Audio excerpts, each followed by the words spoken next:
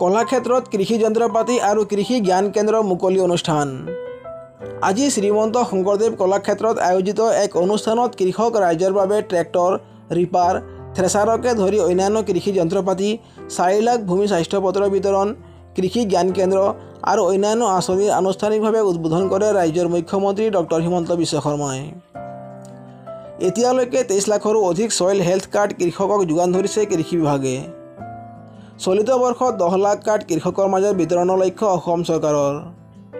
ইয়াৰে 4 লাখ কৃষকৰ মাজত আজি বিতৰণৰ শুভাৰম্ভণি হয়। News desk report, any express.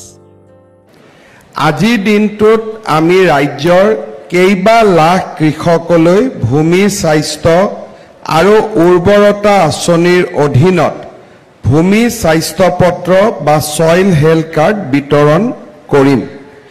ইয়াৰ লগে লগে সাবমিশন অন এগ্ৰিকালচাৰ মেকানাইজেশ্যনৰ অধীনত বহু কৃষকলৈ আমি কৃষিৰ যান্ত্ৰিকৰণৰ বাবে বিভিন্ন মেকানাইজেশ্যনৰ বাবে প্ৰয়োজনীয় সা-সঁজুলি যোগান ধৰিম। প্ৰধানমন্ত্ৰী নৰেন্দ্ৰ মোদী ডাঙৰীয়াই ভূমি উৰ্বৰতা গুণ নিৰ্ধাৰণৰ কাৰণে ছইল হেল্থ কাৰ্যসূচী 2015 চনত আৰম্ভ কৰিছিল। এই বছৰত আমি 10 লাখ ভূমি স্বাস্থ্য পত্ৰ জাৰি কৰিম। 4 লাখ ভূমি পত্ৰ ইতিমধ্যে প্ৰস্তুত কৰা হৈছে।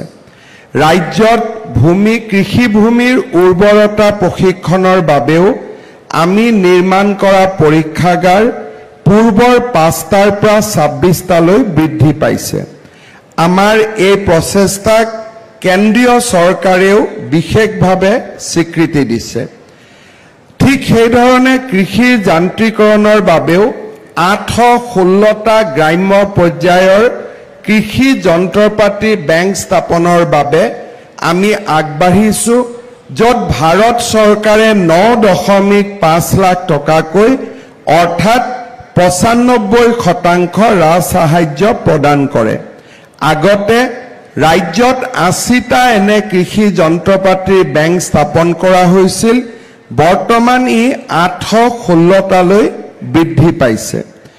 ইয়াৰ লগে লগে আজি আমি সমগ্ৰ অসমতে 96টা কৃষি জ্ঞান কেন্দ্ৰ আৰু এপাৰ্ট আঁচনিৰ অধীনত 93টা কৃষি উন্নয়ন বিষয়াৰ কাৰ্যালয়ো আমি ইয়াতে আনুষ্ঠানিকভাৱে উদ্বোধন কৰিম। আজিৰ দিনটো আমাৰ বাবে এটা অতি আনন্দৰ দিন। আপোনালোকে জানে যে ৰাজ্যত যেতিয়াৰ পৰাই আমি ধান ক্ৰয় কৰাৰ অভিযান আৰম্ভ কৰিছিলোঁ, ৰাজ্যৰ কৃষিত বা কৃষি খণ্ডখনত এটা নতুন উৎসাহ আৰু উদ্দীপনা দেখা গৈছিলে। এইবাৰ আমি সিদ্ধান্ত লৈছোঁ যে ধান বিক্ৰী বা ধান বিপণন কেন্দ্ৰবিলাক গাঁৱৰ পৰা দূৰত থকাৰ কাৰণে কৃষকসকলে কেতিয়াবা বহু দূৰত গৈ ধান বিক্ৰী কৰিব লাগে। এইবাৰ গাঁৱৰ পৰা কৃষি বিপণন কেন্দ্ৰলৈ ধান অনাৰ বাবেও প্ৰতি কুইণ্টলত আপোনালোকক আমি এটা ৰাজসাহায্য দিবৰ বাবে সিদ্ধান্ত লৈছোঁ, যাতে পৰিবহণ খৰচ চৰকাৰে আপোনালোকৰ কমাই দিব পাৰে আৰু ঘৰৰ পৰা কৃষি বিপণন কেন্দ্ৰলৈ অহাৰ যিটো খৰচ তাত আমি সহায় কৰিব পাৰোঁ। ঠিক সেইধৰণে মাষ্টাৰ্ডৰ ক্ষেত্ৰতো আমি বহুখিনি আগবাঢ়িছোঁ। ৰাজ্যত সৰিয়হ উৎপাদনো অভূতপূৰ্বভাৱে বৃদ্ধি হৈছে। মেজৰো এখন বহুত ডাঙৰ বজাৰ ইয়াত নিৰ্মাণ কৰা হৈছে। ৰাজ্যত ইথানেল ফেক্টৰীসমূহ নিৰ্মাণ হোৱাৰ লগে লগে মেজৰো এটা বহুত ডাঙৰ আমাৰ ইয়াতে বজাৰ সৃষ্টি হৈছে।